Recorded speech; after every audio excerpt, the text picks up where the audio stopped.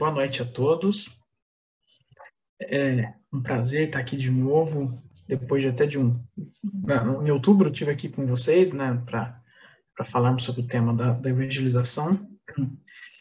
Mas fazia um tempinho, acho que desde o primeiro semestre, que eu não vinha aqui às sextas-feiras para, né, como palestrante, então é sempre uma honra estar aqui. E esse tema surgiu para mim, na verdade, como curiosidade, como curioso que eu sou, né, inclusive da doutrina espírita. Um dia pesquisando, eu fiquei, puxa, curiosidade sobre o que seria a visão do Espiritismo sobre esse ponto. Então, vamos lá. Deixa eu compartilhar aqui com vocês.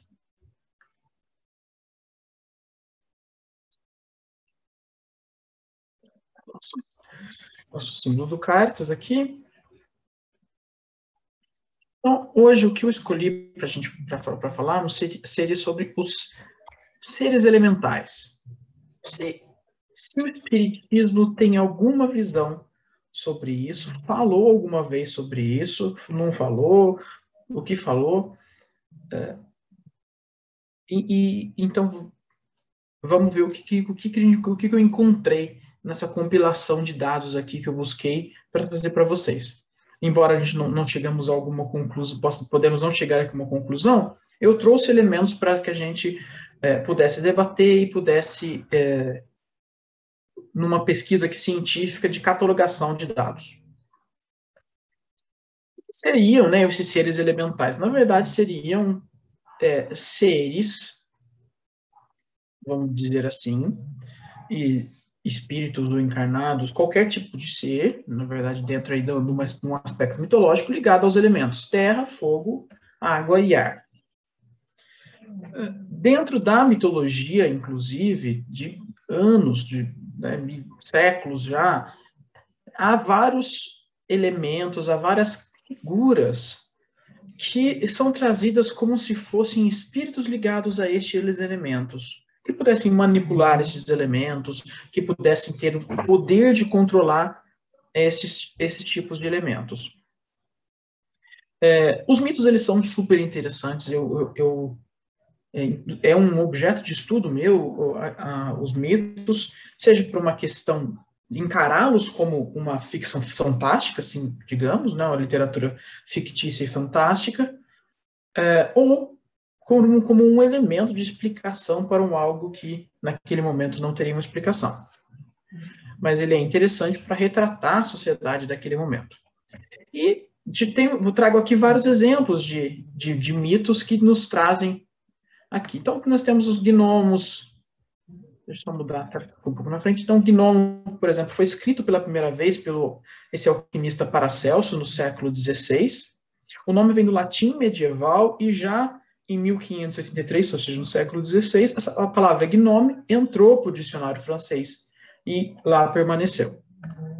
O golem, por exemplo, é uma figura mítica do judaísmo e ele já foi descrito no Talmud, que é um dos primeiros livros do livro sagrado mais antigo, de toda ali a Talmud Torá. Em outros elementos, por exemplo, na Grécia Antiga, nós tínhamos as ninfas, que tem origem na mitologia grega e muito similar às fadas. Ela apareceu, por exemplo, pela primeira vez pelo poeta Calímaco, em 240 a.C. E a mitologia grega é recheada de elementos, assim como toda religião antiga, que tinha por base nos elementos da natureza, observar essa força de dotá-los de uma divindade. Até porque era uma coisa mais fantástica para eles. Então, quando você está numa sociedade que você não consegue distinguir ou explicar aquilo, para acabar caindo numa explicação fantástica, divina ou mitológica, é uma saída mais corriqueira. Não vou dizer a mais fácil, porque ela foi, olhando sobre o aspecto histórico, ela foi adotada em todas as civilizações. Trazendo aqui para o nosso folclore brasileiro, temos aqui o Curupira como um dos mais populares e espantosos seres das matas brasileiras. O Curupira, ele é um anão de cabeleira ruiva, né, de pés ao contrário, calcanhares para frente, para disfarçar ali o andar, para proteger a mata dos caçadores. Mas a mais antiga menção ao seu nome é de José de Anchieta, numa transcrição aqui de 30 de maio de 1560, em que ele descreve ali lendas e folclores brasileiros, já de uma origem indígena, já de uma mistura de folclores indígenas, já com elementos portugueses. É muito curioso, porque há certos elementos, há certas figuras míticas que aparecem, cada um com sua característica, mas aparecem em várias civilizações ao redor do mundo. Por exemplo, o bicho-papão. Aqui no Brasil ele tem uma figura do boitatá, do tutu, que é uma mitologia da Bahia, do Nordeste, a cuca, que seria como se fosse o bicho-papão também, e vários outros lugares ao redor do mundo. A cultura europeia, inclusive, é recheada de mitologia, a cultura oriental também. Há muitos demônios na cultura chinesa também. Então, vamos buscar aqui o que o livro dos Espíritos fala sobre isso, se fala alguma coisa. Então vamos lá na pergunta 103, que quando Kardec está listando a ordem de classificação dos espíritos. Ele coloca na 9ª classe os espíritos levianos. São ignorantes, maliciosos, irrefletidos e zombeteiros. Metem-se em tudo e a tudo respondem, sem se incomodarem com a verdade. Gostam de causar pequenos desgostos e ligeiras alegrias, de intrigar, de induzir maldosamente em erro, por meio de mistificações e de espertezas. A esta classe pertencem os espíritos vulgarmente tratados de duendes, trasgos, gnomos, diabretes. Acham-se sobre a dependência dos espíritos superiores, que muitas vezes os empregam, como fazemos com os nossos servidores. Em suas comunicações com os homens, a linguagem que se serve é a miúde, espirituosa e faceta, mas quase sempre sem profundeza de ideias. Aproveitam-se das esquisitices e dos ridículos humanos e os apreciam, mordazes e satíricos. Se tomam nomes supostos, é mais por malícia do que por maldade. Então, vamos guardar essa definição aqui do Kardec. Até porque eu vou trazer aqui alguns exemplos para a gente enxergar se encaixa nesse elemento de espíritos levianos, de zombeteiros, ou se o Kardec estava, neste momento, apenas dando uma característica de espíritos de pessoas, ou vamos dizer assim, humanos desencarnados. Humanos que passaram por um processo de encarnação e que foram para o plano espiritual já num processo de desencarnação. Seria essa uma classificação destes espíritos, ou existiria uma classe de espíritos diferentes para esse daqui? Vamos observar. Já na Revista de Estudos Espíritos, para quem não conhece, a Revista de Estudos Espíritos, ela foi fundada por Allan Kardec através da Sociedade de Estudos Espíritas. A Sociedade de Estudos Espíritas era o grupo científico fundado por Kardec e pela sua esposa Amélie, com o propósito de estudar e difundir o espiritismo. Todo mês, isso é uma característica, inclusive, de grupos científicos, de lançar uma revista científica, um caderno com encartes científicos para divulgar as pesquisas que estão sendo feitas. Na revista de Estudos Espíritas, eram divulgados, por exemplo, trechos de transcrições de cartas de comunicação e dos espíritos. Ela tinha um subtítulo, Jornal de Estudos Psicológicos, né, que inclusive acho que é o nome do livro dos espíritos, o primeiro nome do livro dos espíritos tem esse subtítulo também, Estudos Psicológicos da Alma, coisa assim. E eram publicados também aspectos da psicologia humana, além de transcrições de comunicações espíritas. O seu primeiro número apresentava 36 páginas, e ele deixou de circular somente, por enquanto, na Primeira e na Segunda Guerra. Depois da Segunda Guerra, já com a morte de Kardec faleceu antes da Primeira Guerra, na verdade, né?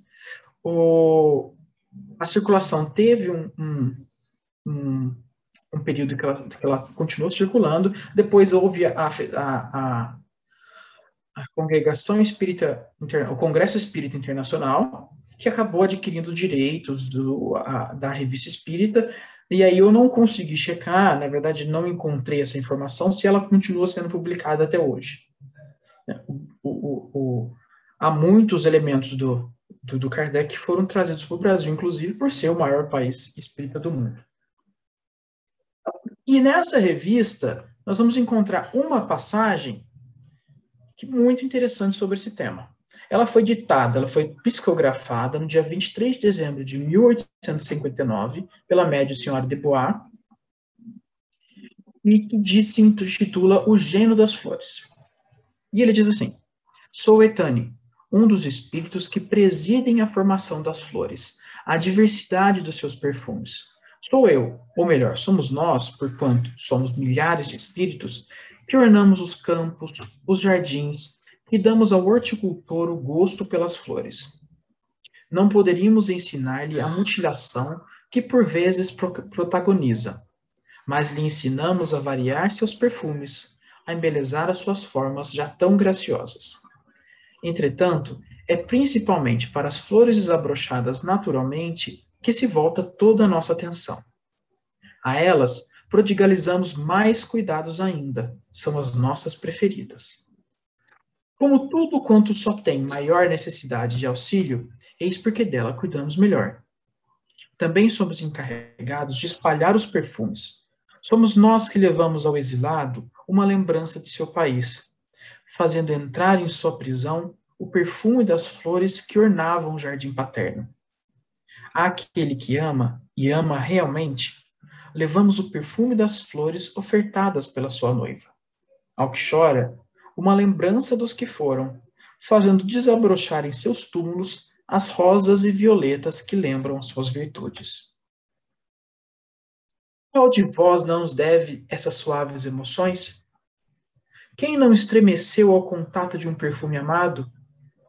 Estais perplexos, penso, ouvindo-nos dizer que há espíritos para tudo isso? E, no entanto, é a pura verdade. Nunca encarnamos e talvez jamais encarnaremos em vosso meio. Todavia, alguns já foram homens, mas pouco entre os espíritos dos elementos. Nossa missão em vossa terra nada representa. Progredimos com os vós, mas é principalmente nesses planetas superiores que somos felizes. Em Júpiter, nossas flores reproduzem sons melodiosos e formamos as moradas aéreas, das quais somente os ninhos de colibris vos podem dar uma pálida ideia. Pela primeira vez, far-vos-eia a descrição de algumas dessas flores, não apenas magníficas, mas sublimes e dignas dos elevados espíritos aos quais servem de morada. Adeus. Que um perfume de caridade vos anime, as próprias virtudes têm seus perfumes.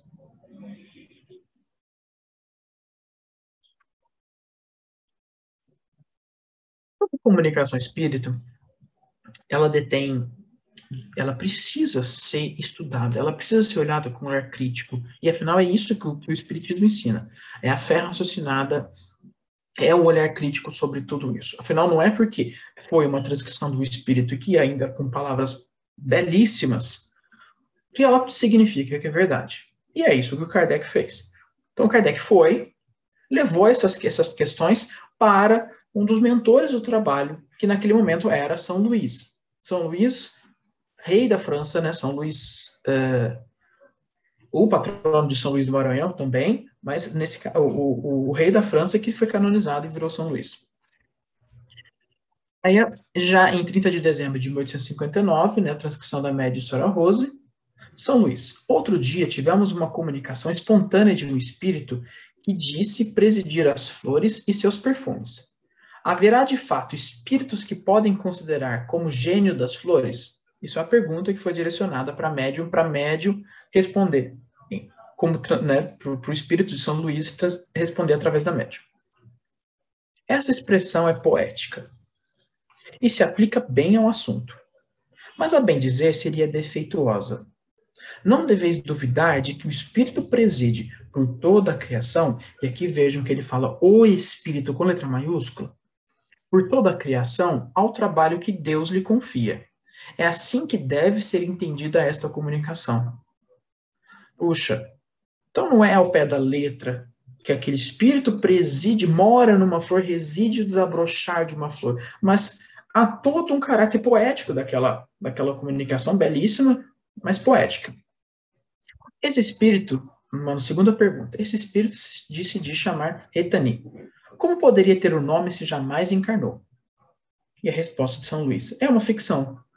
O espírito não preside de maneira particular a formação das flores. Antes de passar pela série animal, o espírito elementar dirige sua ação fluídica para a criação dos vegetais. Este ainda não encarnou e somente age sob a direção de inteligências mais elevadas, que já viveram bastante para adquirir a ciência necessária à sua missão. Foi um desses que se comunicou. Ele vos fez uma mistura poética da ação de duas classes de espíritos que atuam na criação vegetal. Ou seja, o espírito que comanda e aquele espírito, assim digamos, que está presente ali na formação, que tá cuidando dos elementos da natureza. Sim, nova pergunta. O espírito que se comunicou não é o que habita e anima a flor? Não, não. Já vou disse muito claramente, ele guia. Ou seja, não é o espírito da flor que estava ali ditando a transcrição. Então, não há um espírito de uma planta. Nossa árvore não tem um espírito edificado, digamos, vamos dizer assim, o espírito individualizado, dotado de uma inteligência e dotado de uma característica e de um pensamento individual, tal como nós. Nesse quesito, só nós, né, nesse grau evolutivo, que atingimos essa condição. O princípio inteligente só está no nosso espírito. Esse espírito que nos falou, esteve encarnado? A resposta é: esteve. O espírito que dá vida às plantas e às flores tem um pensamento, a inteligência do seu eu? Nenhum pensamento, nenhum instinto. Porque nós estamos falando aqui de plantas. Tá? Então vamos olhar, buscar em outros elementos da doutrina espírita, da didática espírita, se há outras passagens que também possam nos ajudar a elucidar esse tema. Então, a evolução em dois mundos do médium Chico Xavier e do médium Valdo Vieira pelo espírito de André Luiz, um livro, nesse trecho aqui, também de perguntas e respostas, há uma pergunta assim: ainda na atualidade, os instrutores espirituais intervêm na melhoria das formas evolutivas inferiores nas quais o princípio inteligente estagia? Sim, porque todos os campos da natureza contam com agentes da sabedoria divina para a formação e expansão dos valores evolutivos. Não há aqui claramente dizendo que esses agentes da sabedoria divina seriam esses ditos espíritos elementais, ou seja, espíritos ligados aos elementos da Terra.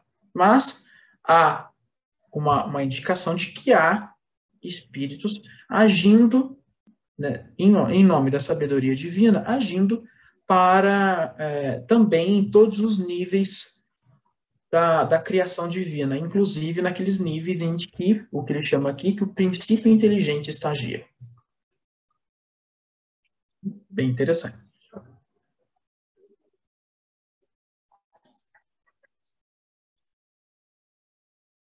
Em outro livro, também aqui do André Luiz aqui o nosso repórter, quase que o nosso correspondente para o plano espiritual,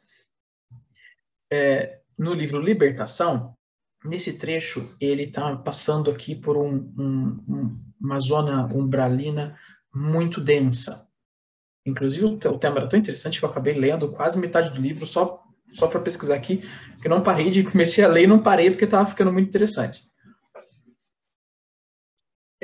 E aqui nesse trecho, ele chega numa zona que ele chama aqui de colônia purgatorial de vasta extensão. Então, é um campo muito grande, há muitos elementos espirituais ali, digamos, seres espirituais de diversos estágios evolutivos. E aqui ele coloca: estamos numa colônia purgatorial de vasta extensão. Isso o orientador falando para ele. Quem não cumpre aqui dolorosa penitência regenerativa pode ser considerado inteligência subhumana. Milhares de criaturas utilizadas nos serviços mais rudes da natureza movimentam-se nesses sítios em posição infraterrestre. A ignorância por ora não lhes confere a glória da responsabilidade. Ou seja, se para eles que são ignorantes, não lhes é aplicado a responsabilidade pelos seus atos. Lembrando das leis universais. Se uma das leis universais é a causa e efeito, portanto, esses espíritos, se eles não estão dotados de responsabilidade, eles só podem não estar nesse grau evolutivo a ponto de serem cobrados por seus atos. Portanto, não são espíritos dotados de princípio inteligente. A ignorância, por ora, não lhes confere a glória da responsabilidade. Em desenvolvimento de tendências dignas, candidatam-se à humanidade que conhecemos na crosta. Situam-se entre o raciocínio fragmentado do macacoide e a ideia simples do homem primitivo da floresta. Tem aqui de criar um conceito classificatório, né, de que, olha, uma pessoa é mais ou menos inteligente, mas há muito mais elementos primitivos num homem da floresta, tipo, quando eu digo homem da floresta, eu digo homem das cavernas, desses caracteres primitivos que estão muito mais ligados ao instinto e ao animal do que um homem de um ser humano hoje, homo sapiens, que pensa e raciocina e tem noção de si mesmo. E aqui, aviso de spoiler. Então, Renato, você está aqui. Tape os ouvidos, porque nós vamos falar de um trecho do capítulo 50, que nós não chegamos ainda no ESD do nosso lar. Então, aqui no capítulo 50. No capítulo 50, o André Luiz chega lá num trecho. Eu não vou dar o detalhe porque que ele está ali, mas ele chega no momento ali com uma enfermeira que se chama Narcisa, precisando de uma ajuda. E a Narcisa fala: vamos à natureza. Só a natureza vai nos ajudar. E ela diga: não só o homem pode receber fluidos e emiti-los. As forças naturais fazem o mesmo, nos reinos diversos em que se subdividem. Para o caso do nosso enfermo, precisamos das árvores. Olha que interessante. Elas nos auxiliam eficazmente. Chegados ao local onde se alinhavam enormes frondes, Narcisa chamou alguém, com expressões que eu não podia compreender. Daí a momentos, 8 entidades espirituais atendiam-lhe ao apelo. Imensamente surpreendido, via indagar da existência de mangueiras e eucaliptos. Devidamente informada pelos amigos, que me eram totalmente estranhos, a enfermeira explicou: são servidores comuns do reino vegetal, os irmãos que nos atenderam. Vejam que não é claramente, aqui o André não está dizendo claramente que estes seres seriam seres elementais. Esses seres seriam duendes, gnomos, fadas. Não está dizendo isso. Mas há alguns elementos nestas frases que nos trazem a reflexão de que, quando ela diz expressões que eu não podia compreender, então nos parece dizer que não é uma língua falada. Ela não estava ali compreendendo uma linguagem. Poderia estar dizendo em uma língua distinta, poderia estar ela dizendo num dialeto ou numa língua estranha ao André? Talvez se fosse isso ele teria falado, mas com expressões que eu não podia compreender, eu acho que vai além da linguagem humana. Quando ela diz que lhe eram totalmente estranhos, e também me diz que me parece que André Luiz está querendo dizer, nós não saberemos, mas que eles não teriam a forma de um ser, de uma pessoa naquele momento tão clara que talvez ele poderia dizer de uma outra forma. Mas é um ponto de vista que pode ser na onda, olha, é uma interpretação forçada porque você tirou aqui tirou do elemento. Pode ser. Destacou o trecho, não, na verdade, em todos esses trechos aqui, eu tomei o cuidado de não só destacar o trecho para não parecer tendencioso, eu procurei compreender o capítulo todo, pelo menos, e em todos eles me trouxe esse entendimento. E aqui, para fechar, então, nós começamos no Livro dos Espíritos, então vamos voltar para o Livro dos Espíritos. Depois de todos esses exemplos que eu trouxe de outra didática espírita, de outra literatura espírita, quando nós começamos lá no Livro dos Espíritos, e o Kardec classificando os espíritos como zombeteiros, ele diz que olha, esses espíritos são controlados por outros, eles não têm nome, eles são espíritos que estão ali numa faixa, não daria para entender se ele estava dizendo que há uma classe distinta de espíritos, e justamente quando na pergunta 538, que não está aqui, há esse questionamento para os espíritos superiores, se há uma classe distinta de espíritos, a resposta é inconclusiva. Então, a pergunta 540, ela é tão poética, e é estranho, porque eles não costumam ser tão poéticos, e eles costumam ser bastante sintéticos nas respostas, né, os espíritos. E é uma resposta quase poética, e muito interessante para a gente fechar a nossa conclusão do entendimento. Então, quando há o questionamento, os espíritos que exercem ação nos fenômenos da natureza operam com conhecimento de causa, usando do livre-arbítrio ou por efeito de instintivo ou irrefletido impulso? A resposta. Uns sim, outros não. Puxa. Estabeleçamos uma comparação. Considera estas miríades de animais que pouco a pouco fazem emergir do mar ilhas e arquipélagos. Julgas que não há aí um fim providencial e que essa transformação da superfície do globo não seja necessária à harmonia geral? Entretanto, são animais de ínfima ordem que executam essas obras, provendo as suas necessidades e sem suspeitarem de que são instrumentos de Deus. Pois bem, do mesmo modo, os espíritos mais atrasados oferecem utilidade ao conjunto. Enquanto se ensaiam para a vida, antes que tenham plena consciência dos seus atos e estejam no gozo do pleno do livre-arbítrio, atuam em certos fenômenos de que inconscientemente se constituem os agentes. Primeiramente, executam. Mais tarde, quando suas inteligências já houverem alcançado um certo desenvolvimento, ordenarão e dirigirão as coisas no mundo material. Depois, poderão dirigir as do mundo moral. É assim que tudo serve, que tudo se encadeia na natureza, desde o átomo primitivo até o arcanjo, que também começou por ser um átomo. Admirável lei da harmonia, que o vosso acanhado espírito ainda não pode aprender em seu conjunto. Não teria frase melhor para fechar todo esse tema que, como eu disse no começo, não é o intuito aqui ter uma conclusão, porque o nosso acanhado espírito ainda não pode aprender em seu pleno conjunto.